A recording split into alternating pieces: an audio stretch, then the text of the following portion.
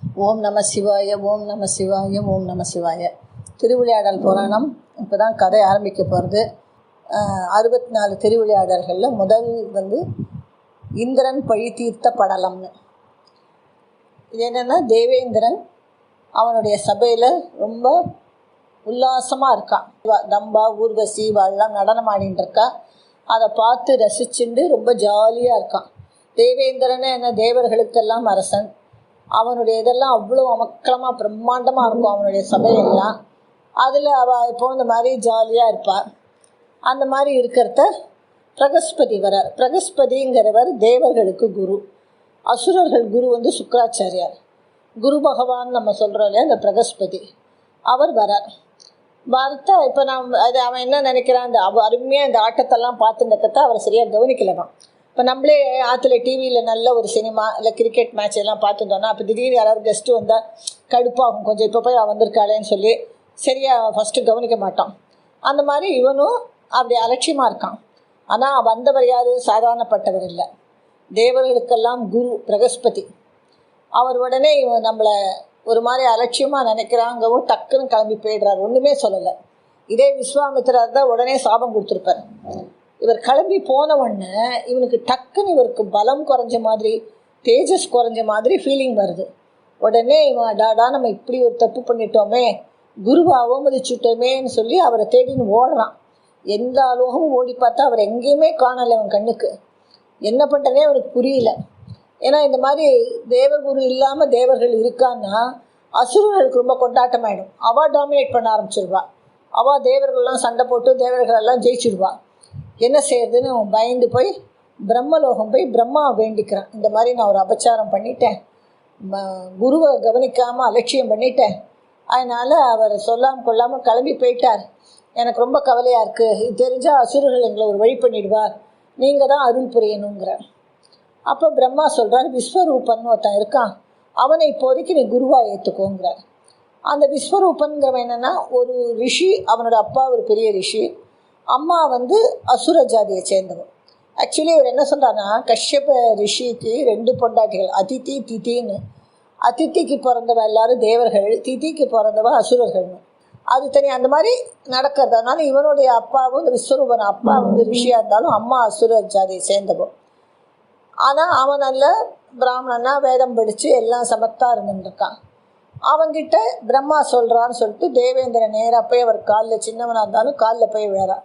இந்த மாதிரி நீங்கள் தான் என்னை காப்பாற்றணும், பிரம்மா தான் அனுப்பிச்சிருக்கார், நான் தெரியாமல் பிரகஸ்பதியை அலட்சியம் பண்ணிட்டேன், நீங்கள் தான் எங்களுக்கு குருவாக இருக்கணுங்கிறேன். அதுக்கப்புறம் நான் ஏதோ ஒரு வேதம் சொல்லிட்டு என்னோடய அனுஷ்டானங்கள்லாம் பண்ணிகிட்டு இருக்கேன், எனக்கு இவ்வளோ பெரிய இதை சொல்கிறியேங்கிறான். இல்லை கண்டிப்பாக நீங்கள் தான் எங்களுக்கு குருவாக இருக்கணுங்கிறான். சரின்னு விஸ்வரூபனும் சம்மதிச்சு விடுறார். உடனே தேவேந்திரனுக்கும் சந்தோஷமாயிடுது. அப்புறம் அவன் என்ன சொல்கிறான், தேவர்கள்லாம் நல்லா வாழணுங்கிறதுக்காக ஒரு யாகம் பண்ணுங்கோங்கிறான் அவர்கிட்ட.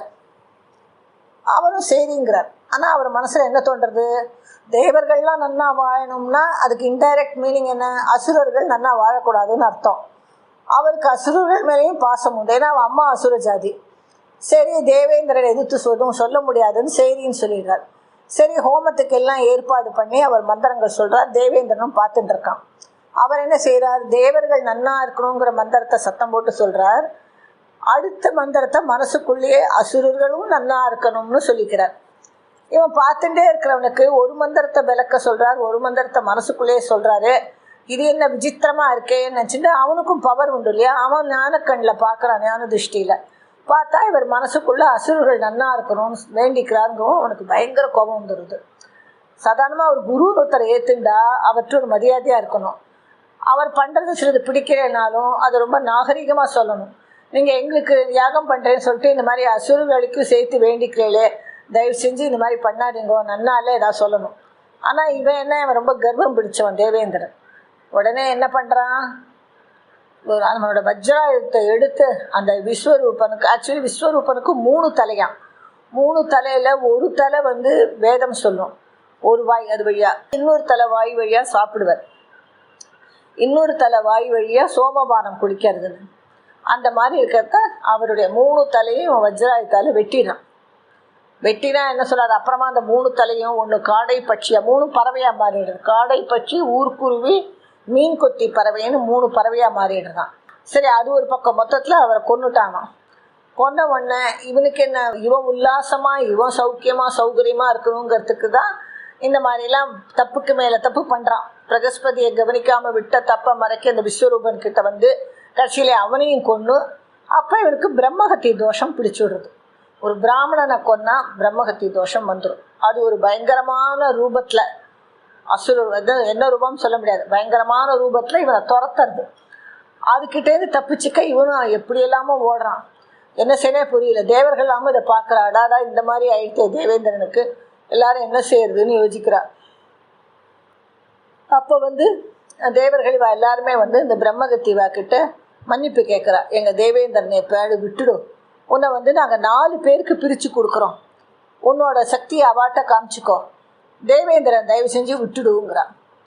சரிங்கிறா பிரம்மகத்தியும். அதனால் இவ 4 பேர் யார் யாரா?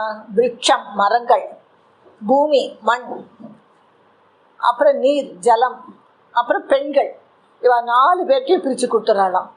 அதனால் என்ன ஆறுதான், மரங்கள்னாக்க சில மரங்களை வெட்டினால் பிசின் மாதிரி வரணும், அந்த இடத்துல பிரம்மகத்தி இருக்குதுன்னு அர்த்தம். ஜலம் என்னென்னா வெள்ளம் ரொம்ப ஒரு மாதிரி நுரைச்சுன்னு ஓடும், அந்த நுரையெல்லாம் பிரம்மகத்தின்னு. மண் என்னென்னா சில மண்ணெல்லாம் உவர் மண்ணாக இருக்கும், உவர் மண்ணாக உப்பு கலந்த மண்ணாக இருக்கும், அங்கே பயிரே போட முடியாது, அது பிரம்மகத்தி தோஷத்தினால. பெண்களுக்கு என்ன சொல்கிறா, அந்த பிரம்மகத்தி தோஷத்தினால்தான் இந்த பீரியட்ஸ் வந்ததான், மாத விலக்கு இது வந்ததே அதனால தான் சொல்கிறான்னு சொல்லி, அது ஒரு விதமான தோஷம்னு அவளுக்கு வந்துடுத்துன்னு சொல்லி, அதுலேருந்து தான் அந்த மாதிரி ஆரம்பம்னு.